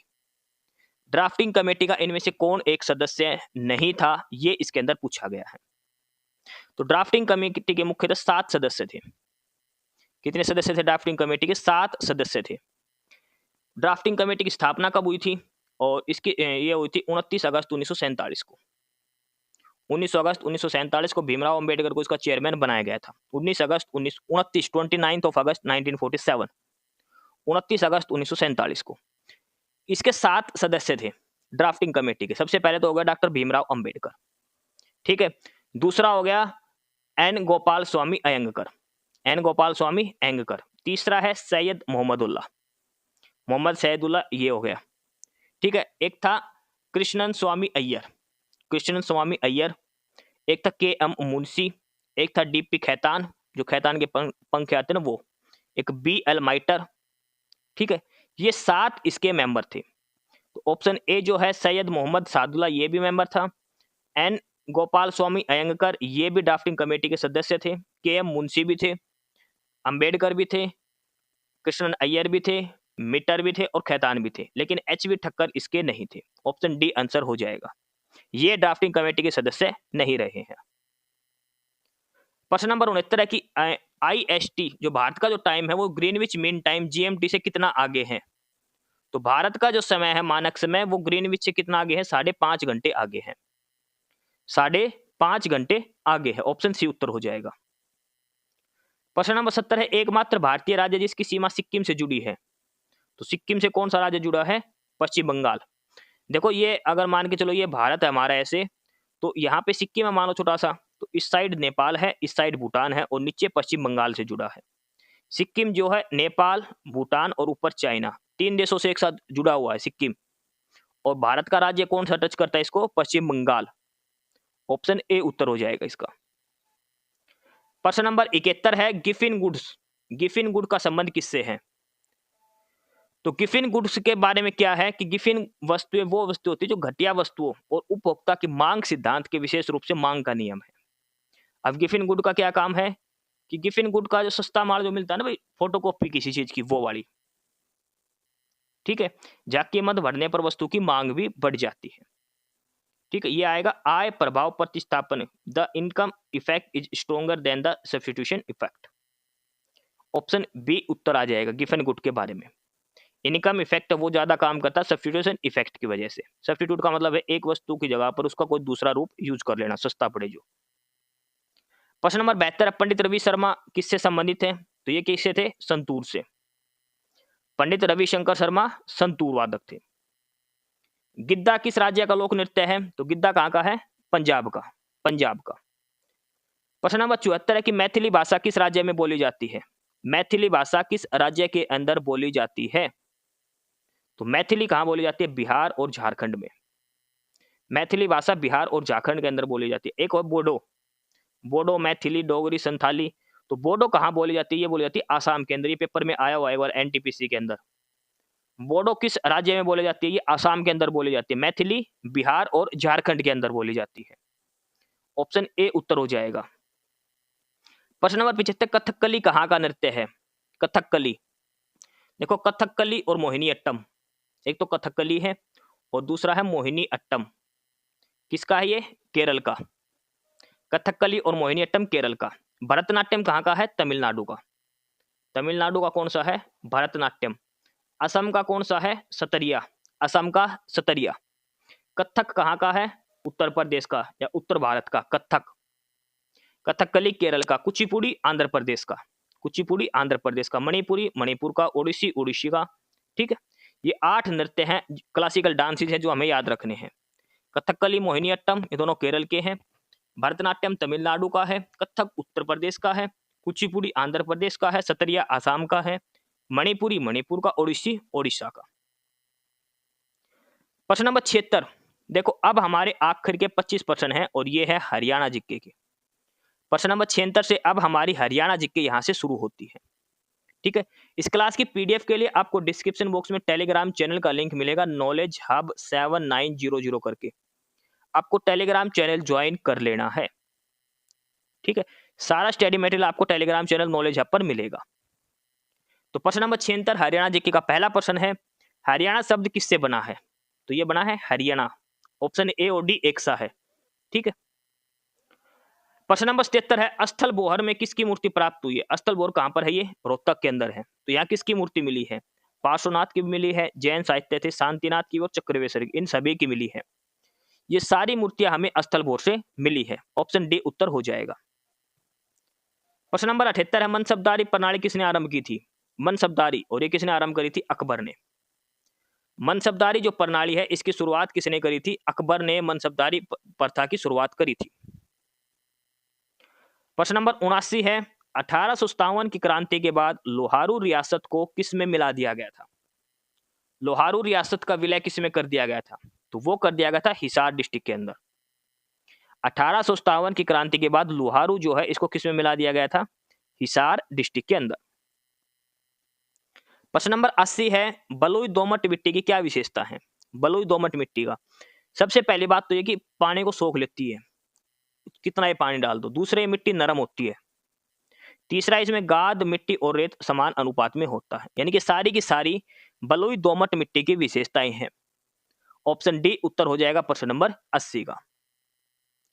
प्रश्न नंबर 81, खलीलपुर झील कहाँ है? मेवात, सोनीपत, करनाल झील। तो ये चारों ही ऑप्शन गलत दिए हैं। खलीलपुर झील कहाँ है? वो है गुरुग्राम के अंदर। कहां पर है? गुरुग्राम के अंदर है खलीलपुर झील। मेवात के अंदर कौन सी है? कोटला झील। नूह के अंदर, नूह या मेवात, कोटला झील आएगा वहां पे। ठीक है, तो खलीलपुर झील का क्या आंसर हो जाएगा? गुरुग्राम। चारों ही ऑप्शन इसमें गलत दिए हैं प्रश्न नंबर 81 के अंदर। प्रश्न नंबर 82 है कि हरियाणा के सुल्तानपुर राष्ट्रीय उद्यान को राष्ट्रीय उद्यान का दर्जा कब मिला? सुल्तानपुर राष्ट्रीय उद्यान गुड़गांव के अंदर है। इसको राष्ट्रीय उद्यान का दर्जा कब मिला था? 1992, 94, 95 या 91 में। तो ये मिला था 5 जुलाई 1991 को। खलील जो सुल्तानपुर राष्ट्रीय उद्यान है इसको मिला था 5 जुलाई 1991 को। ठीक है, 5 जुलाई 1991 को इसको राष्ट्रीय उद्यान का दर्जा दिया गया था। पक्षी अभ्यारण्य कब बनाया गया था सुल्तानपुर को? 1972 के अंदर। 1972 में इसको वन्य जीव अभ्यारण्य घोषित कर दिया गया था और 1991 5 जुलाई 1991 को इसको नेशनल पार्क यानी कि राष्ट्रीय उद्यान की संज्ञा दी गई थी। और इसका क्षेत्रफल कितना कर दिया है 1.42 स्क्वायर किलोमीटर। सुल्तानपुर राष्ट्रीय उद्यान। प्रश्न नंबर 83 देखो, कौन सी फसल मिट्टी की उर्वरकता बढ़ाती है? काफी अच्छा प्रश्न है भाई। कौन सी ऐसी फसल है जिससे मिट्टी की उर्वरता बढ़ती है? फर्टिलिटी, जो सोयल फर्टिलिटी वो बढ़ती है। तो मुख्यतः जो अलग अलग फसलें हैं जिनको उगाने से मिट्टी की उर्वरकता बढ़ती है, उसमें से सबसे पहला जो नंबर है मोस्ट इंपोर्टेंट, वो है मटर। मटर की जो खेती की जाती है उससे मिट्टी की उर्वरकता बढ़ती है। ध्यान रखना, नाइट्रोजन फिक्सेशन होता है इसमें, नाइट्रोजन स्थिरीकरण। मटर सबसे इंपॉर्टेंट है, लेकिन ऑप्शन में हमारे पास मटर नहीं है। मटर के अलावा और क्या होता है? सेम, मसूर, सोयाबीन, ये सारी वो फसलें हैं जिनको उगाने से मिट्टी की उर्वरकता बढ़ती है। उनमें से एक नाम है टमाटर का भी। सबसे आपको इंपॉर्टेंट नाम याद रखना, मटर, सेम, मसूर और सोयाबीन, ये चार नाम आपको याद रखने हैं। मटर, सेम, मसूर और सोयाबीन। इसमें टमाटर दिया है, वो भी इसमें इंक्रीज करता है। ऑप्शन ए, टमाटर एकदम लास्ट ऑप्शन लगाना है आपको। प्रश्न नंबर 84 की करनाल में कौन सी वस्तु का निर्यात होता है? तो करनाल के अंदर क्या बनता है? लिबर्टी के जूते। करनाल के अंदर क्या बनता है? लिबर्टी के जूते, जिनका विदेशों में निर्यात होता है। प्रश्न नंबर 85 की हरियाणा विद्युत उत्पादन निगम लिमिटेड यानी कि एचपीजीसीएल के द्वारा सौर ऊर्जा सेंटर कहां स्थापित किया गया है? तो हरियाणा के अंदर एचपीजीसीएल ने जो पावर स्टेशन है, सोलर पावर स्टेशन, वो लगभग 33 है पूरे हरियाणा के अंदर। 33 पूरे हरियाणा के अंदर पावर स्टेशन है, सोलर पावर स्टेशन जो एचपीसीएल ने लगाए हैं। तो ये सब जगह है। ये पुराना क्वेश्चन है, इस वजह से इसके सारे हैं। फरीदाबाद में भी है, पानीपत के अंदर भी है, यमुनानगर के अंदर भी है। ऑल ओवर हरियाणा के अंदर 33 सोलर पावर स्टेशन है। प्रश्न नंबर 86 है, मुंडका बहादुरगढ़ मेट्रो रेल मार्ग कब शुरू हुआ? जो ग्रीन लाइन है ना, अशोक पार्क मेन से जो चलती है आगे, तो पहले ये मुंडका तक थी, फिर मुंडका से आगे बहादुरगढ़ तक इसे शुरू कब हुई थी? तो ये हुई थी 2018 के अंदर। मुंडका बहादुरगढ़ मेट्रो रेल शुरू हुई थी 2018 के अंदर। प्रश्न नंबर 87 है कि कौन सा लोकसभा निर्वाचन क्षेत्र सिरसा के अंदर, मतलब इनमें से कौन सी ऐसी है जो लोकसभा क्षेत्र सिरसा के अंडर में आता है? तो सिरसा के अंदर डबवाड़ी भी आता है, कलावली भी आता है और रानिया भी, ये सारे आते हैं। ऑप्शन डी उत्तर हो जाएगा। प्रश्न नंबर 88, हरियाणा के वर्तमान लोकायुक्त कौन है? तो पहले तो थे नवल किशोर अग्रवाल, लेकिन 2021 के बाद से कौन बना दिया है? जस्टिस हरिपाल वर्मा। हरिपाल वर्मा ये हरियाणा के लोकायुक्त हैं, जस्टिस हरिपाल वर्मा। ये रिटायर्ड जज हैं पंजाब और हरियाणा हाई कोर्ट के। पंजाब और हरियाणा हाई कोर्ट के रिटायर्ड जज है ये जस्टिस हरिपाल वर्मा। इसमें ऑप्शन डी उत्तर हो जाएगा, इनमें से कोई नहीं, ये ध्यान रखना। जस्टिस हरिपाल वर्मा वर्तमान में हरियाणा के लोकायुक्त हैं। प्रश्न नंबर 89 की हरियाणा के भिवानी जिले के किस गांव को पहला स्व प्रेरित आदर्श गांव घोषित किया गया? First self motivated model village, और यह है सुई गांव। सुई गांव भिवानी डिस्ट्रिक्ट के अंदर। ऑप्शन ए उत्तर हो जाएगा। प्रश्न नंबर 90, हरियाणा में सर्वाधिक राजस्व कहां से मिलता है? तो यह मिलता है गुड़गांव से। सबसे अधिक रेवेन्यू हरियाणा सरकार को कहां से मिलता है? गुरुग्राम से। प्रश्न नंबर 91, होली किस महीने में खेला जाता है? तो होली, इसको दूसरा नाम फागुन बोलते हैं भाई, फाग फाग बोलते हैं ना होली को, फाग खेलना। तो कौन से महीने में आता है? फाल्गुन महीने में, फाल्गुन। प्रश्न नंबर 92 है, किस आभूषण को रानी हार कहा जाता है? तो यह है चंदन हार को। चंदन हार को रानी हार भी कहा जाता है। ऑप्शन सी उत्तर हो जाएगा। प्रश्न नंबर 93, काबुली बाग मस्जिद का निर्माण किस मुगल शासक ने करवाया था? देखो पहली बात तो काबुली बाग मस्जिद है कहां पर? यह है पानीपत के अंदर। काबुली बाग मस्जिद पानीपत के अंदर। इसका निर्माण किसने करवाया था? बाबर ने। बाबर ने कब करवाया था? जब 1526 में बाबर ने पानीपत की पहली लड़ाई जीती थी ना, ठीक है, तब इसने निर्माण करवाया था बाबर ने 1526 में। दसारण किसके लिए प्रसिद्ध है? तो यह है किलों के लिए। ऑप्शन ए उत्तर हो जाएगा। प्रश्न नंबर 95 है कि जींद के पांडु पिंडारा तीर्थ पर किस दिन स्नान और पिंडदान करना उचित माना जाता है? देखो स्नान पिंडदान, पांडु पिंडारा जींद के अंदर है, तो किस दिन होता है ये? सोमाती अमावस के दिन। सोमाती अमावस पता होगा कौन सी होती है? जो अमावस सोमवार को आती है, जो अमावस सोमवार के दिन आए उसको सोमाती अमावस बोलते हैं, ये ध्यान रख लेना। प्रश्न नंबर 96 है कि हरियाणा के किस जिले में महिला साक्षरता दर सबसे कम है? महिलाओं की, पुरुषों की ओवरऑल साक्षरता दर सबसे कम कहाँ पर है? मेवात के अंदर। और सबसे ज़्यादा कहाँ पर है? गुड़गाँव के अंदर। ठीक है, लिटरेसी रेट सबसे कम मेवात में, सबसे ज़्यादा गुड़गाँव के अंदर है। दीपक निवास हुड्डा का संबंध किस खेल से है? तो ये है कबड्डी से। दीपक निवास हुड्डा जो काफ़ी चर्चा में थे अभी, कबड्डी से इनका संबंध है। प्रश्न नंबर 98, पुलकेशिन द्वितीय जिसने हर्षवर्धन को हराया था, किस वंश का शासन था? पुलकेशिन द्वितीय जिसने हर्षवर्धन को हरा दिया था, और ये लड़ाई का नाम क्या था? ये बोलते हैं नर्मदा की लड़ाई। नर्मदा नदी के तट पर युद्ध हुआ था पुलकेशिन द्वितीय का और हर्षवर्धन का। इसमें पुलकेशिन द्वितीय जीत गया था। ठीक है, नर्मदा नदी के तट पर यह युद्ध हुआ था। और किस वंश से संबंधित है? ये चालुक्य वंश से संबंधित है।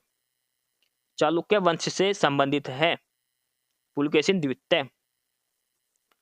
आगे है प्रश्न नंबर 99, महिला एवं किशोरी सम्मान योजना कब शुरू की गई? महिला एवं किशोरी सम्मान योजना कब शुरू की गई थी? तो महिला एवं किशोरी सम्मान योजना ये शुरू की गई थी 5 अगस्त 2020 को। 15 नहीं आएगा, 5 आएगा। 5 अगस्त 2020 को सीएम हरियाणा जो सीएम थे मनोहर लाल खट्टर जी, उन्होंने शुरू करी थी 5 अगस्त 2020 को मुख्य महिला एवं किशोरी सम्मान योजना। ऑप्शन डी उत्तर हो जाएगा प्रश्न नंबर 99 का। प्रश्न नंबर 100 है, 7 निबंधों का संकलन पुस्तक का नाम है निबंध सप्तकम। इसके लेखक कौन है?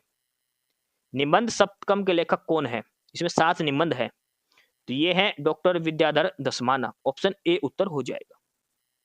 तो ये है हरियाणा सीईटी ग्रुप डी का जो प्रैक्टिस टेस्ट आज हमने करा है। 100 के 100 प्रश्न देखें, सभी प्रश्न का डिटेल में सॉल्यूशन हमने इसमें देखा है। फिर भी अगर कुछ समझ में नहीं आए तो कमेंट बॉक्स में कमेंट करके आप पूछ सकते हैं। दूसरा प्रैक्टिस टेस्ट है ये जो टेस्ट सीरीज है ये आर्यभट्ट एकेडमी द्वारा दी गई है। ये उनके कॉन्टैक्ट डिटेल्स है नीचे, आप यहाँ पर कॉन्टैक्ट कर सकते हैं। ठीक है, ग्रुप सी का जो टेस्ट सीरीज थी वो भी आर्यभट्ट की थी, सारे पेपर उसी में से आए थे। ये ग्रुप डी की टेस्ट सीरीज है। दूसरा प्रैक्टिस टेस्ट हमने करा है आर्यभट्ट एकेडमी के द्वारा ही। किसी सवाल पर, किसी प्रश्न पर कोई डाउट हो तो आप कमेंट बॉक्स में कमेंट करके पूछ सकते हैं। एस्पिरेंट्स, यही था आज की इस वीडियो में आपके लिए। ठीक है, और बाकी अगर कुछ नहीं समझ में आया या कुछ पूछना हो या फिर किसी स्पेसिफिक टॉपिक पे पूछना हो, वीडियो बनवानी हो, तो आप कमेंट बॉक्स में कमेंट कर सकते हैं। ठीक है, बाकी आप हमारा चैनल नॉलेज हब को सब्सक्राइब जरूर करें, अपने फ्रेंड्स को रिकमेंड करें और वीडियो को लाइक करें, शेयर करिए, जुड़े रहिए हमारे साथ। मिलते रहेंगे आपके साथ रोज़ रोज़ नए कंटेंट के साथ, नई अपडेट्स के साथ। ठीक है, और चैनल को शेयर ज़रूर करें अपने फ्रेंड्स के साथ। एक बार फिर से जो एस्पिरेंट्स, जो कैंडिडेट्स नए हैं, वो चैनल को सब्सक्राइब जरूर करें, अपने चैनल नॉलेज हब। ठीक है, मिलते हैं नई अपडेट्स के साथ, तब तक के लिए बाय।